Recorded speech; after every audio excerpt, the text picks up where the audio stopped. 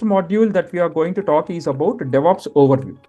So in this particular module, what we are going to talk is we'll be talking about a brief introduction towards DevOps. What is DevOps? Why we need to study DevOps? What are the advantages of working with DevOps? How, as a DevOps engineer, when you join in an organization, what kind of duties you are going to do? To start your DevOps journey, what are the fundamental concepts? What are the base concepts that you need to understand? All of these things will be understood in the first module, which is called as DevOps overview. And then in the second module, what we are going to talk is we'll be talking about the Linux operating system. Most of you must be aware of Windows operating system, which you must be generally using in the real-time scenarios. But whenever you join in an organization, we never use the Windows operating system, especially when you want to work for the projects or when you are working for the projects, you will never use the Windows operating system. You will use the Linux operating system. So in order to understand the Linux operating system, we have a couple of things, such as we need to understand the different Linux commands, how to create a folder in the Linux operating system, how to create a file in the Linux operating system, how to give permissions to the files and folders. All of those things we'll be talking in the Linux operating system module. Along with that, in the same module, we are also going to talk about a concept which is called as shell scripting. I'll let you know what is shell scripting, how we need to work with the shell scripting, because this shell scripting concept is interlinked with Linux commands. So we'll be talking about them whenever we go to that particular module. And then in the third module, what we are going to talk is we'll be talking about the Python scripting. Now you might have a question that, sir, do we need to learn Python as a developer level or at a developer level? It is not required because we are not the developers. Tomorrow, when you join an organization, you will not be assigned the role of developers. You will be assigned the role of DevOps engineer. So, but as a DevOps engineer, sir, why do I need to learn Python? That could be your question. Yes, it is important to learn Python because nowadays, most of the organizations, they are asking us to write the Python scripts.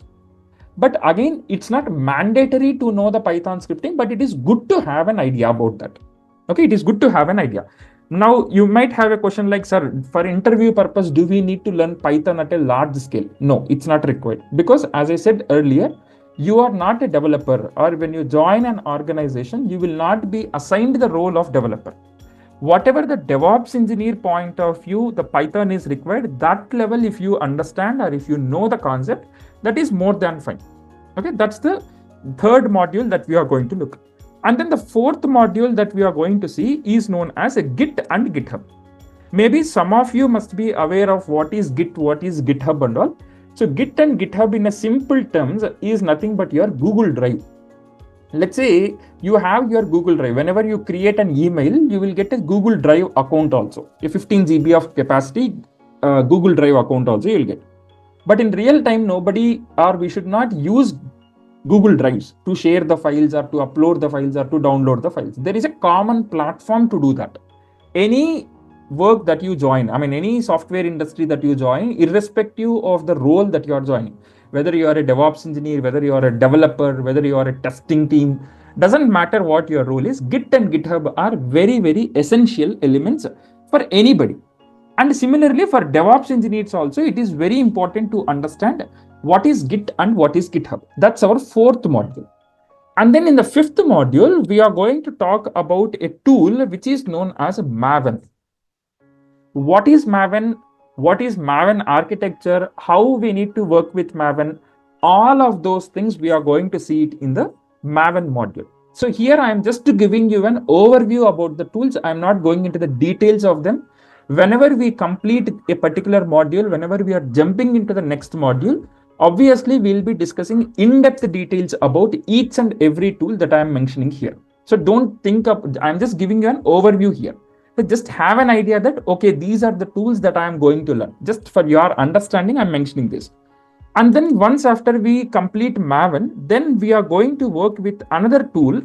Okay, we are going to work with another tool, which I'll call it as 5.1. That is called as a Tomcat. Tomcat is basically a web server. Maybe in your AWS module, or if you have an idea about the different servers, we have Apache web server, Nginx web server. Tomcat is also one such web server. which is commonly used in the real-time scenarios. That also we are going to see. Once we complete Tomcat and Maven, then we are going to jump into the most important tool in the entire DevOps, which is called as Jenkins. This is the heart, you can say, it is the heart of DevOps. Whatever work that you do in the real-time scenarios, everything will be linked with the Jenkins. Okay, it is called as a continuous integration tool. We can also call it as a CI and CD, continuous integration and continuous delivery tool. Again, don't go into the details of that, just have an idea about that. And once we complete Jenkins, then we are going to see the next module, which is known as a Docker. Okay, Docker Hub and all those things we'll be seeing, Docker Swarm and all those things. That's the next module. And then the next module which we are going to see is known as a Kubernetes. Okay, we are going to see the next module as Kubernetes. Again, this is the most important tool.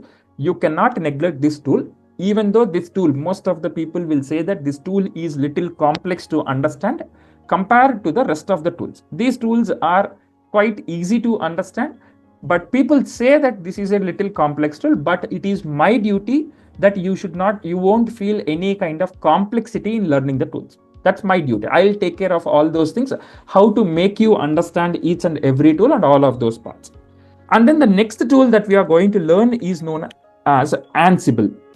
Okay, Ansible is called as a configuration management tool. That also we are going to see. And then we are also going to see another tool which is called as a Terraform, which is used to create the infrastructure automation. Okay, which is used to create the infrastructure automation. What is infrastructure? We will see. We will check all of them. And the last module is known as monitoring tools. Okay, the last module is known as monitoring tools. So here we are going to look into two different monitoring tools. One is called as Grafana and another one is called as Prometheus. These are the two different monitoring tools that we have in the real-time scenario. What we are going to monitor? We are going to monitor the performance of the application. We are going to monitor the Jenkins pipelines. We are going to monitor the Docker containers. We are going to monitor the Kubernetes clusters. So everything we are going to monitor. Okay, we are going to monitor by using Prometheus and Grafana. So on a large scale, these are your complete modules that you are going to learn for the next 60 to 65 hours of time. Whatever we are going to spend throughout the DevOps course, these are the modules that you are going to learn.